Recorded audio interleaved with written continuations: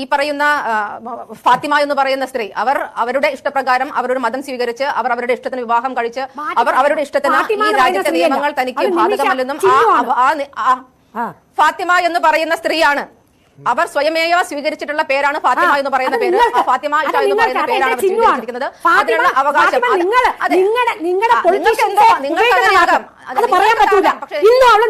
നിമിഷയാണ്. എനിക്ക് voter I D ഉണ്ടായിരുന്നു. ഇപ്രാവശ്യം വോട്ട് ചെയ്യാൻ 3 പാർട്ടിക്കാർ കൊണ്ടുവന്ന സ്ലിപ്പിൽ നിമിഷയായിരുന്നു. അപ്പൊ അവള് നിമിഷ തന്നെയാണ്. ഫാത്തിമ എന്ന് പറയുന്നത് നിങ്ങൾക്ക് എന്താ അധികാരം? അപ്പൊ എന്തുകൊണ്ട് വോട്ടേഴ്സ് ഐ ഡിയിൽ മാറ്റിയില്ല? ഫാത്തിമ എന്ന് പറയാനുള്ള എന്ന് പറയുന്ന പെൺകുട്ടി 18 വയസ്സിന് ശേഷം അവർ സ്വീകരിച്ച നിലപാടാണ്. അവർ സ്വയമേവ പേര് മാറ്റി അവര് ഫാത്തിമയായി ചെയ്യാത്ത കാര്യത്തിനും ഞാൻ പരാതി കൊടുത്തിരുന്നു. ഇതുവരെ നടപടിക്രമം നടത്തിയിട്ടില്ല.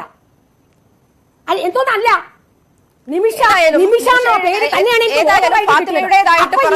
പൊളിറ്റിക്കൽ ആൾക്കാര് ഫാത്തിമയുടേതായിട്ട് പുറത്തു വന്ന വീഡിയോ അത് 2019 ഡിസംബറിൽ അവരുടെ അഭിമുഖം നടന്നതിന് ശേഷം 2020 മാർച്ച് മാസം 16-ാം തീയതി നമ്മുടെ പൊതുമാധ്യമങ്ങളിൽ വന്നതായിട്ട് നമുക്ക് കാണാൻ സാധിക്കും.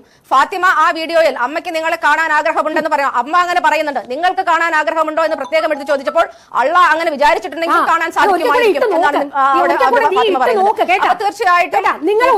തീർച്ചയായിട്ടും ഈ ഒരു വിഷയത്തിൽ ഇപ്പം അഫ്ഗാനിസ്ഥാന്റെ ജയിലിൽ പോയിട്ട് ശ്രീമതി ബിന്ദുവിന് ഫാത്തിമയെ കാണാൻ സാധിക്കുമോ എന്നുള്ള ചോദ്യം വന്നെങ്കിൽ അത് അവർ അതുമായിട്ട് പെർസ്യൂ ചെയ്യണം. അഫ്ഗാൻ ഗവൺമെന്റുമായിട്ട് അപേക്ഷ കൊടുത്ത് അവരുടെ അനുവാദത്തോടു കൂടി മാത്രമേ നമുക്ക് ചെയ്യാൻ സാധിക്കുള്ളൂ. അതിനുള്ള അവസരം ഒരുക്കി കൊടുക്കാൻ സാധിക്കുമെങ്കിൽ 2 രാജ്യങ്ങളും തമ്മിൽ സംസാരിച്ച് തീരുമാനമെടുക്കേണ്ടതാണ്.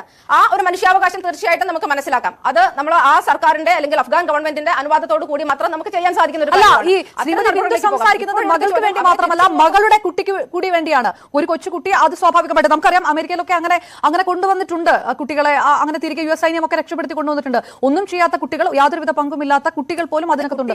അവരെങ്കിലും കൊണ്ടുവരേണ്ടത് എന്നാണ് ചോദിച്ചത്. അമ്മേനെ കൂടി കൊണ്ടുവരണമല്ലോ. അതെ, കുട്ടിയെ മാത്രം നമുക്ക് തിരിച്ചു കൊണ്ടുവരാൻ സാധിക്കില്ല. ചെറിയൊരു കുട്ടിയാണ്. ആ കുട്ടിയെ മാത്രം 3-4 വയസ്സുള്ള ഒരു കുട്ടിയെ മാത്രം നമുക്ക് തിരിച്ചു കൊണ്ടുവരാൻ സാധിക്കില്ല. തീർച്ചയായിട്ടും അപ്പോൾ ആ കുട്ടിയെ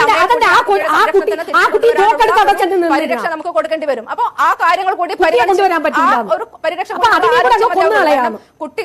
കുട്ടികളുടെ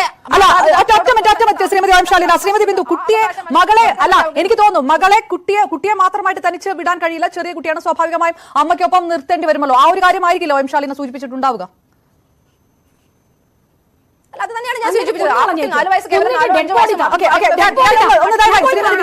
ഒരു സർക്കാരിന് തീരുമാനിക്കാൻ സാധിക്കില്ല. ഒറ്റ സെക്കൻഡ് ശ്രീമതി ബിന്ദു, കുട്ടിയെ 5 വയസ്സ് കേവലം 5 വയസ്സ് എന്താണ് സർക്കാരിന് തീരുമാനിക്കാൻ സാധിക്കുന്നത്? സാധിക്കില്ല. അതും കുട്ടിയുടെ അവകാശം.